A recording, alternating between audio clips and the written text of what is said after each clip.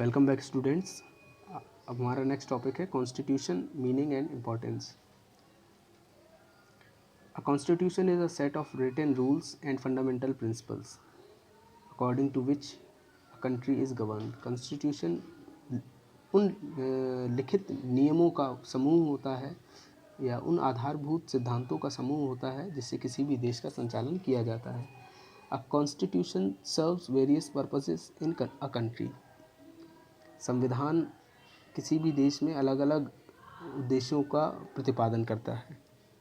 Do you know it took 2 years 11 months and 18 days to complete the Constitution of India। Bharat के संविधान को बनने में लगभग 2 साल 11 माह 18 दिन का समय लगा था। यानी कि ये पहली जो इसकी बैठक होती है वो 9 दिसंबर 1946 को होती है, आज़ादी से पहले, और इसका जो काम समाप्त होता है वो 26 नवंबर 1949 को कंप्लीट हो जाता है, अडॉप्ट कर लिया जाता है हमारा कॉन्स्टिट्यूशन। और ठीक 2 महीने बाद यानी 26 जनवरी 1950 को हमारा जो कॉन्स्टिट्यूशन है वो इम्प्लीमेंट हो जाता है।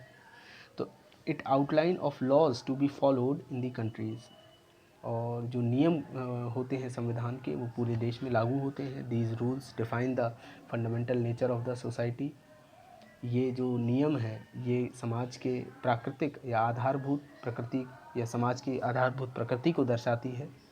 फॉर एग्जांपल, उदाहरण के लिए, it determines whether a country should follow a practice religion particular religion और give equal importance to all religions in the country. और इस संविधान के नेचर से ये पता चलता है कि जो देश है वो किसी एक पर्टिकुलर धर्म को फॉलो करेगा या सभी धर्मों को समान महत्वता देगा। जैसे कि मैं भारत की बात करूं तो इंडिया एक नॉन अलाइन कंट्री है, यानी धर्मनिरपेक्ष जो देश जिसे हम कहते हैं वो है भारत है, गुटनिरपेक्ष जिसे कहा गया है। और पाकिस्तान जो है वो एक पंथ निरपेक्ष देश है, वो एक इस्लामिक कंट्री है क्योंकि वहाँ पर इस्लामी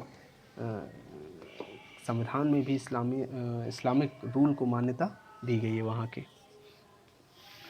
तो it establish the rule of law in the country,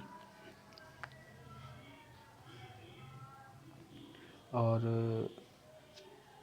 संविधान जो है वो रूल ऑफ लॉ लागू करता है देश में। The rule of law refers to the supremacy of the law in the country. और जो रूल ऑफ लॉ जो है वो देश में सर्वोच्च कानून होता है, यानी कानून का शासन ही सर्वोच्च है। This means that everyone in the country would have equal rights and protection bye the law. यानी इसका अर्थ यह है कि देश के हर नागरिक को समान अधिकार और सुरक्षा मुहैया होगी कानून के समक्ष। Also the people holding position in the government would discharge their duties in accordance by the law. साथ ही लोगों को उनके पोजीशन से डिस्चार्ज भी किया जाएगा कानून के दायरे में रहकर। They would also be answerable to the people in case they perform arbitrary action. और यदि कोई व्यक्ति गलत कार्यों में संलिप्त होता है तो उसकी जवाबदेही भी बनेगी।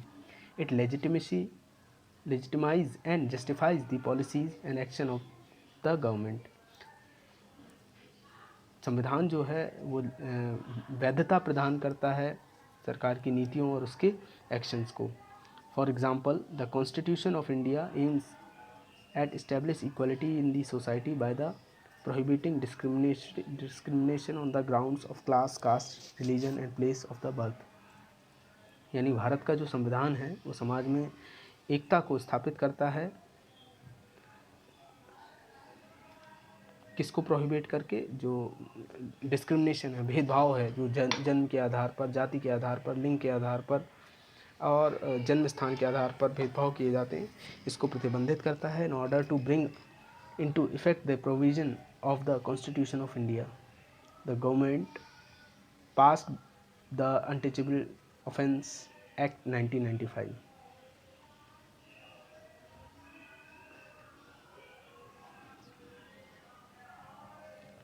भारत में संविधान के प्रावधानों को लागू करने के लिए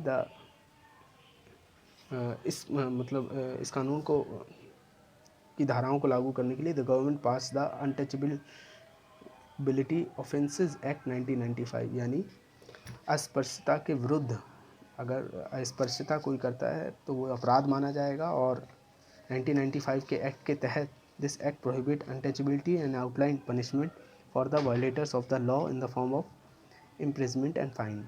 और ये जो एक्ट है ये अनटचेबिलिटी को प्रोहिबिट करता है, प्रतिबंधित करता है, साथ ही यह भी बतलाता है कि जो भी वायलेटर्स होंगे, इस कानून के उल्लंघनकर्ता होंगे, उनको जेल भी हो सकती है और साथ ही उन पर जुर्माना भी लगाया जा सकता है। इसके बाद है लॉज एंड डिसेंट, कानून और उनसे होने वाली नाराज़गी। ऐसा नहीं है कि हर कानून से लोग खुश ही होंगे। तो dissent refers an having and expressing views that are different from those officially accepted